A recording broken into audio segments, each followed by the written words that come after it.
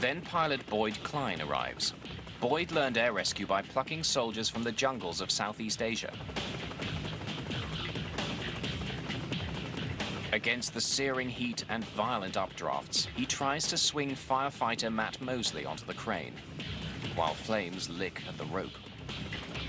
I hope that rope doesn't break.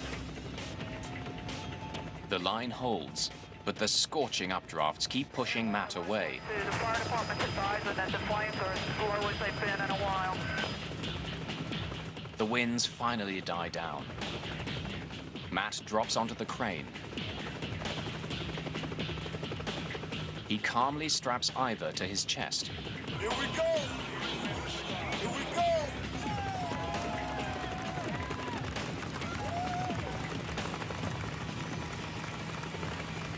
1 hour after the tense drama began, Ivor is hoisted up and away from the flames and back down to safety.